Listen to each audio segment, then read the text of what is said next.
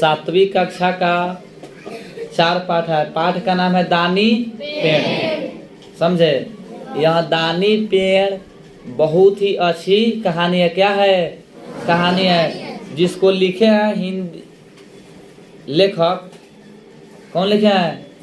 लेखक Shel Silverstein. Shel Silverstein. यह कहानी है दानी पेड़। एक पेड़ था, वह एक छोटे लड़कों को बहुत प्यार करता था। क्या करता था? बहुत प्यार। किसको? छोटे लड़के को। बात समझे? लड़का रोज पेड़ के पास आता था, वह फूलों की माला बनाता, उसके तने पर चढ़ता और उसकी शाखाओं से झूलता और उसके फल को खाता। क्या करता था लड़का? तो लड़का रोज दिन आता था पेड़ के पास, वहाँ फूल की माला बनाता था, उस पेड़ की तना पर चढ़ता था, समझे, उस पे शाखा पे, और क्या करता था? शाखाओं से झूलता हुआ, उसके डाले से झूलता हुआ फल खाता। फिर भी वह पेड़ के साथ लुका, फिर उसके बाद में पेड़ के साथ वह क्या करता? लुका छुपी खेलता था। समझे? चलिए, जब वह थक जाता था तो पेड़ की छांव में सो जाता था। क्या करता था? पेड़ की छांव में सो जाता था। जब लड़का पेड़ पर खेलते कूदते जब थक जाता था तब क्या करता था? पेड़ की छांव में सो जाता। लड़का पेड़ से बहुत प्यार करता था, पेड़ बहुत खुश था। समझे? हाँ। समय बीता गया, लड़का जवान हो गया। लड़का क्या हो गया? जवान हो गया। समय बीते गया, बीते गया, लड़का जवान हो गया।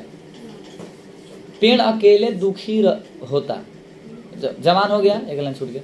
जवान हो गया, वह अब पेड़ पर खेले नहीं आता था। जब लड़का समय बीत गया, लड़का बहुत जवान बड़का हो गया, मतलब जवान हो गया। ध्यान रखकर सुनो, हाथ नीचे करो। उसके बाद में लड़का उस पेड़ पर खेले नहीं आता था, जिसे सोचकर पेड़ बहुत दुखी होता था। कब? जब वो अकेले हो गया। जब एक दिन लड़का आया तो पेड़ बहुत खुश हुआ। जब एक दिन लड़का आया तो पेड़ देखा तो पहचान गया और बहुत खुश हुआ। लड़के ने कहा, मुझे पैसे की ज़रूरत है, मैं बहुत सी चीज़ें खरीदना चाहता हूँ, क्या तुम मुझे पैसे दे सकते हो? लड़का उस पेड़ से कहा कि पेड़, यदि तुम मुझे मानते हो तो मुझे बहुत सारे चीज़ें खरीदना है, बहुत सारे वस्तु खरीदना है, क्या तुम मुझे कुछ पैसे दे सकते हो? पेड़ ने कहा, मेरे पास पैसे नहीं है। पेड़ के पास पैसे थोड़े होता है। नहीं। तुम मेरे फल तोड़ लो और उन्हें बाजार में बेच दो, इससे तुम्हें पैसे मिल जाएंगे। ठीक है, मेरे पास पैसे तो नहीं है, लेकिन तुम क्या करो कि मेरे फल को तोड़ डालो और बाजार में जाकर तुम क्या करो? बेच दो, उससे तुम्हें अधिक मात्रा में पैसा मिल जाएंगे। तुमको पैसे ना चाहिए, मिल सकता है। बात समझ में आया? चलिए, इसके बाद में है लड़का जब पेड़ की बात करते तो लड़का सब फल तोड़ कर ले गया। पेड़ अभी भी खुश था, क्योंकि वह बच्चा से, लड़का से बहुत प्यार करता, उसको बहुत मानता था। सीधा बैठो। कई साल के बाद वह युवक फिर पेड़ के पास आया कि मेरी शादी होने वाली है। लड़का आया, कई साल बीत गया था, और कहा कि मेरी शादी होने वाली है, मुझे एक घर चाहिए। लड़का ने किससे कहा? क्या कहा? काहे के लिए? तो शादी हो रहा है, नहीं बोल रहा है। पेड़ ने किससे कहा? मतलब लड़का किससे कहा? पेड़ से कि मेरी शादी हो रही, मुझे कुछ नहीं, मुझे घर चाहिए, क्या तुम मुझे घर दे सकते हो? पेड़ कहाँ से घर देगा? सुनिए, पेड़ ने कहा, घर तो मेरे पास नहीं है। पेड़ क्या कहा? मेरे पास नहीं है। सही बात है, पेड़ के पास घर कहाँ से रहेगा? लेकिन तुम मेरी शाखाएं काट डालो, उसे घर बना लो। तुम मेरे क्या करो? डाली को शाखा माने डाली, डाली को एक शाखा मतलब मित्र होता है। तुम मेरे डाली को काट लो और घर बना लो। अब डाली से घर कैसे बनेगा? समझता है? लकड़ी से बेच के भी बना सकता है। युवक पेड़ की सभी शाखाओं को काट कर ले गया। युवक क्या किया? पेड़ की सभी शाखाओं को काटकर ले गया। पेड़ का बस ताना बच रह गया। पेड़ अभी भी खुश था। पेड़ का ताना मतलब जड़ के ऊपर भाग को ताना कहते हैं। क्या हुआ कि लड़का सब कुछ को ले गया, उसका जितना भी डाली था काट के ले गया। पेड़ अभी भी खुश था क्योंकि वो लड़का से बहुत समझ आ रहा है। चलो, बहुत साल बीत गए। लड़का अधेड़ उम्र का आदमी बन गया था। एक दिन पेड़ के पास आया और बोला, कौन हुए लड़का, बहुत अधेड़ हो गया था, मुझे मछली पकड़ने के लिए एक नाव चाहिए, क्या तुम मुझे एक नाव दे सकते हो? लड़का किसे कहा कि क्या करना है? हाँ, नाव पकड़ना, मछली चाहिए नहीं। हाँ, मछली पकड़ने के लिए मुझे नाव चाहिए, क्या मुझे तू नाव दे सकते हो? नाव मीन्स डेंगी, बोट, BOAT, नाव मीन्स डेंगी। हाँ, पेड़ ने कहा, नाव तो मेरे पास नहीं है, मेरा ताना बचा है, उसे काट कर नाव बना लो। कहा कि नाव तो मेरे पास नहीं है, मेरा जो क्या बचा है, ताना बचा है, उसे काट कर तुम नाव बना लो। आदमी ने पेड़ का ताना काटा और उसकी नाव बनाई।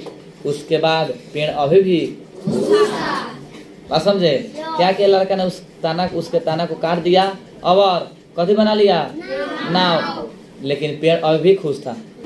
कहानी कहाँ पहुंचा था कि कई साल के बाद लड़का आया, पूछा, कहा कि मुझे एक नाव चाहिए, मछली पकड़ना है, क्या तुम मुझे नाव दे सकते हो? लेकिन पेड़ ने कहा, नाव तो मेरे पास नहीं है, मेरा जो कथी बाकी है, ताना बाका, जड़ के उपला भाग जिसमें से दाढ़ी फुटकता है वही ताना होता है, कि तुम चाहो तो मेरा ताना ले जा सकते हो। पेड़ ने क्या किया? आदमी ने, मतलब उस आदमी, पेड़ ने कहा तो उस आदमी ने पेड़ का ताना काटा, उसकी नाव बनाई। पेड़ अभी खुश था। इस तरह अब पेड़ का क्या था? अब केवल ठूंठ बच गया था, जड़ के ऊपर भाग ठूंठ बच गया था, इतना बड़ा। इस तरह कई साल बीत गए। एक दिन एक बूढ़ा आदमी पेड़ के पास आया। सुनिए, पेड़ का ठूंठे बचा था। एक दिन एक बूढ़ा आदमी आया, उसने पेड़ ने उसे फौरन पहचान लिया। पेड़ ने क्या किया? हाँ, माने जल्दीबाजी में, बिना देर किए हुए जल्दीबाजी में उसको क्या कर लिया? पहचान गया। कहाँ से आया था? पेड़वा के पास आदमी आया, वहीं से आया था जहाँ रहता था। चलिए, हाँ, अपने घर से। यह वही छोटा लड़का था जिससे पेड़ देखकर बहुत खुश होता था। वो कितना अफसोस की बात है। यह वही लड़का था जिसको देख करके पेड़ बहुत खुश होता था। अब लड़का बूढ़ा हो चुका था, फिर भी आया तो पेड़ ने देखकर खुश हो, क्योंकि वह उसका कैसी था? बचपन का दोस्त था ना। चलो, चलिए, पेड़ उसे देखकर बहुत खुश हुआ। उससे खुशी के मारे बोलते नहीं बना। पेड़ ने कहा, पेड़ जब खुश हो गया तो पेड़ ने क्या कहा कि बेटा, मैं तुम्हें कुछ देना चाहता था, परंतु अब मेरे पास बचा ही क्या है। पेड़ देखा, कहा कि बेटा, मैं तुम्हें कुछ देना चाहता था, लेकिन अब मेरे पास है भी क्या? पेड़ कहा कि मैं तुम्हें कुछ देना चाहता था, लेकिन मेरे पास अब है भी क्या? मैं क्या दे दूं? चलो, परंतु अब मेरे पास कुछ बचा ही क्या है? मेरे फल नहीं बचे जिन्हें तुम खा सको। अब मेरे पास फल भी तो नहीं है कि जो तुम खा सके। मेरी शाखाएं नहीं रही जिससे कि तुम लटक सको, और मेरे पास वो शाखा डाली भी नहीं है अब जिस पर तुम लटक कर खेल सको। नहीं, मेरा ताना भी नहीं बचा जिस पर तुम चढ़ सको, और मेरे पास ताना नहीं है जिस पर तुम चढ़ सको। नहीं, बताओ मैं तुम्हें क्या दूं? कौन कहा? किससे कहा? बूढ़ा वो लड़का से। हाँ, कि बताओ मैं तुम्हें क्या दूं? बूढ़े ने कहा, बूढ़े लड़के ने, तुम देख रहे हो मेरी हालत को। मेरे सब दांत गिर चुके हैं और मैं फल नहीं खा सकता। कहा कि तुम मेरे हालत देख तुम मजाक उड़ा रहे हो। अब वो अवस्था नहीं है, तुम्हारे फल खाने के लिए फल है चाहे, लेकिन मेरे पास दांतों तो नहीं कि मैं फल उस फल को खा सकूं।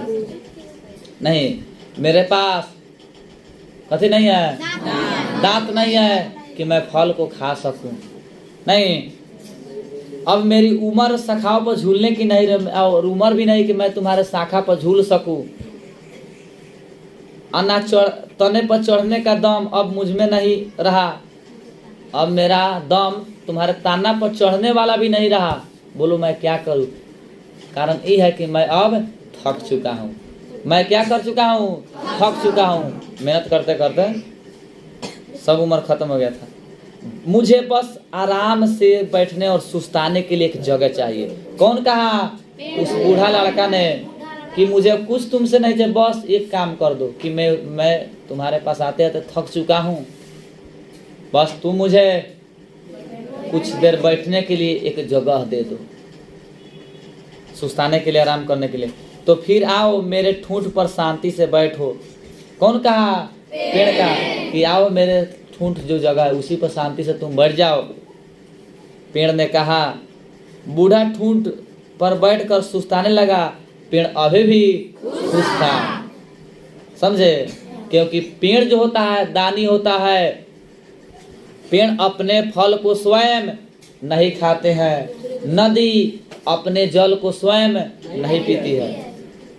तो ना नदी अपने जल को पीती है और ना पेड़ जो होता है अपने फल को स्वयं खाता है।